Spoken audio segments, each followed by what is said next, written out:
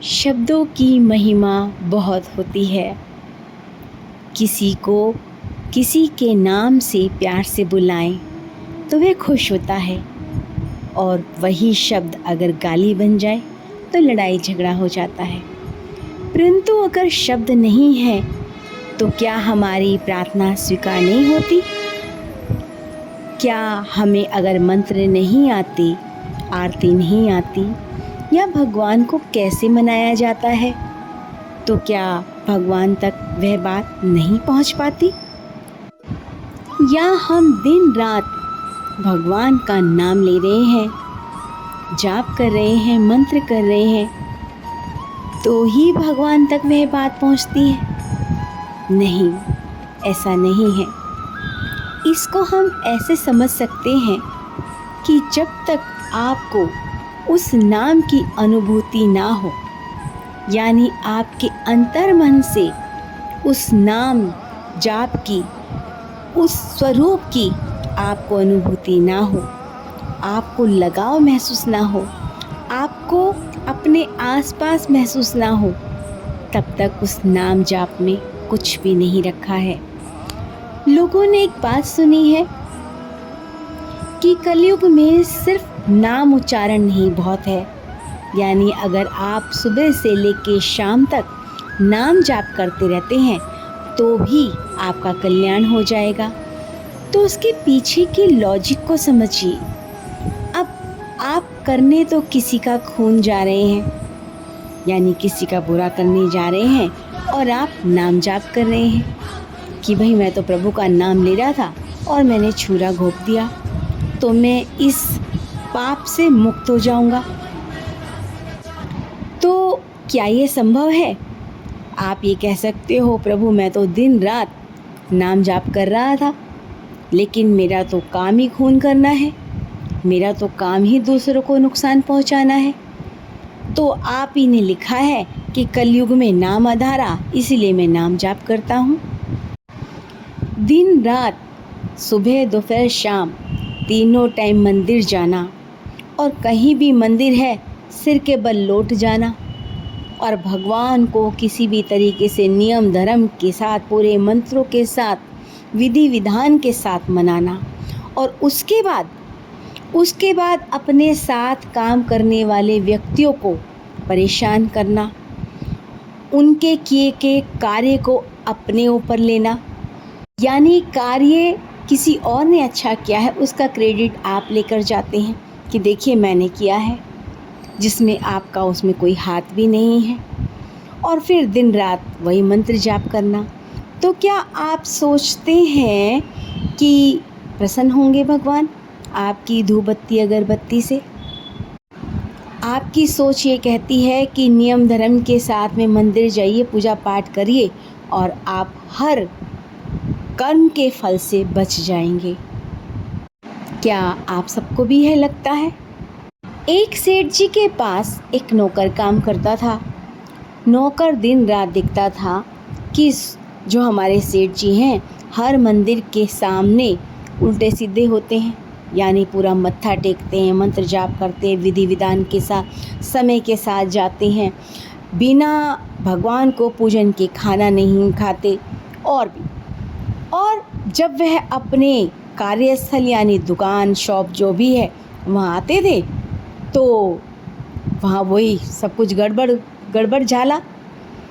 और उसके बाद वो भगवान से कहते थे लास्ट में जाते समय, दुकान बढ़ाने का समय जब आता था, प्रभु मेरे आज के कार्य को क्षमा करना, मैं आप ही की शरण में हूँ, आप ही के उसमें हूँ। यह सब कार्य उनका नौकर देखता था। तो नौकर रोज खाना लेकर आता था घर से। रास्ते में उसने क्या किया कि महात्मा जी रास्ते में पड़े, उन्हें सारी बात बताई कि मैं जिज्ञासु हूँ, कि मैं तो गरीब हूँ और वह व्यक्ति दिन दुनी रात चौगुनी उन्नति कर रहा है, खूब रुपया पैसा धन दौलत औलाद सब कुछ है, तो क्या भगवान इसी में खुश होते हैं? तो महात्मा ने कहा कि देखो ऐसा कुछ भी नहीं है, तुम ऐसा करो, उनको सही रास्ते पे लाने के लिए एक कार्य करो, खाना कौन बनाता है? नौकर ने कहा जी मुझे ही बनाना होता है आजकल, तो उनकी धर्मपत्नी तो बाहर गई हुई है। तो उन्होंने उनके कान में कुछ कहा और नौकर अपना घर को चला गया। जिस समय वो खाना लेकर आया तो जो सेठ जी थे उन्होंने मुंह में टुकड़ा डाला तो उनका मुंह एकदम से टुकड़ा उन्होंने बाहर फेंका। अरे इतना नमक डाला, बेवकूफ़ है क्या, कोई इतना नमक खाता है? तो उसने कहा सेठ जी मुझे क्षमा कर दीजिए, मेरे से गलती से डल गया, आज के बाद मैं नहीं करूँगा। आप बिल्कुल मेरे पर अपनी कृपा दृष्टि रखना और मैं तो आपकी शरण में हूँ। सेठ जी ने कहा चलो कोई बात नहीं। अगले दिन फिर जब खाना बनाया फिर वही हरकत। सेठ जी कहने लगे भाई तेरा दिमाग ख़राब हो गया है क्या? कल तो चलो मैंने तुझे क्षमा किया था और आज फिर तूने यही हरकत की।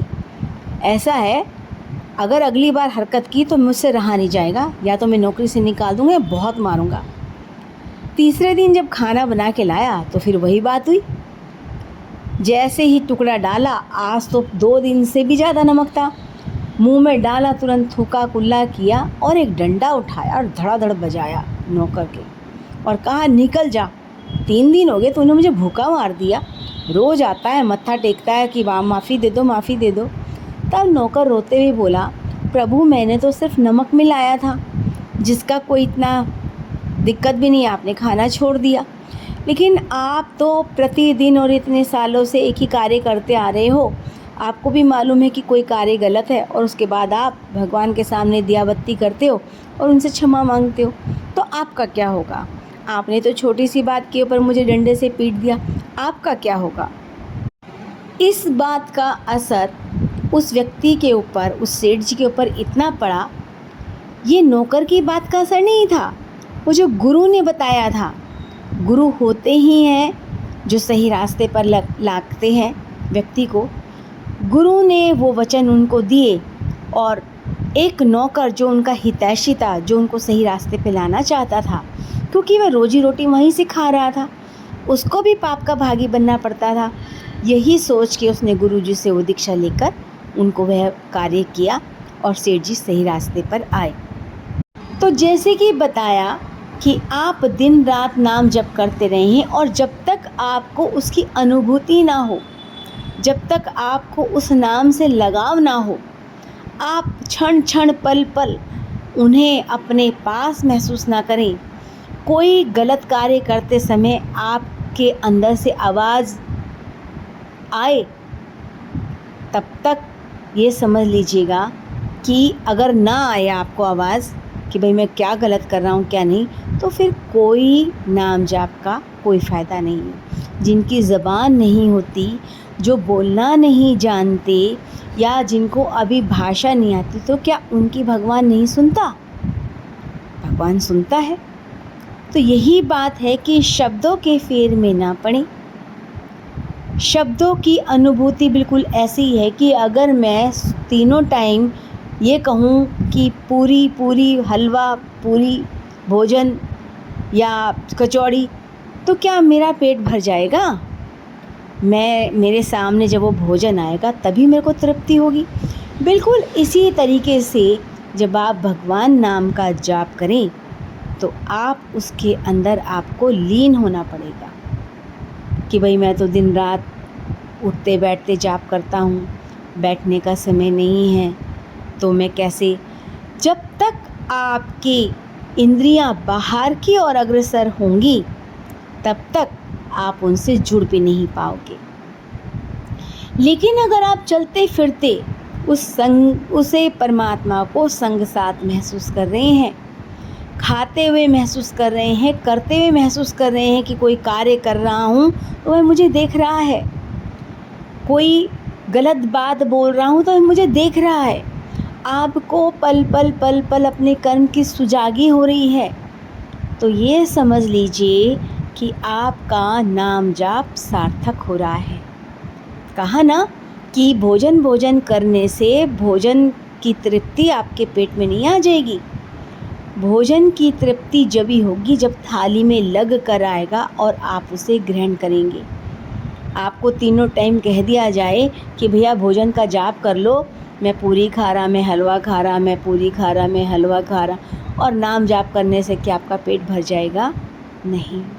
इसी तरीके से नाम जाप की महिमा का इतना ही बताया है कि जब आप नाम जप करें तो आपके अंदर से उन विकारों की कमी का होना ज़रूरी है, जो कमियां दूर होनी चाहिए।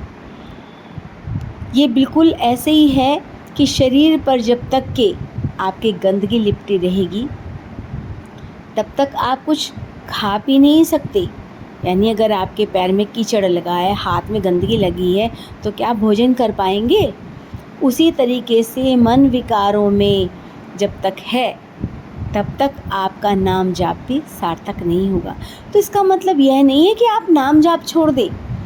आप नाम जाप रेगुलर करते रहें और उसके अंदर उस अनुभूति को खींचने की कोशिश करें, क्योंकि टंकी के नीचे अगर मार्बल का भी फर्श है, पत्थर का भी फर्श है और वहाँ पे लगातार टंकी की बूंद एक लगातार टपक रही है, तो आप देखेंगे कुछ समय बाद वहाँ गड्ढा हो जाता है।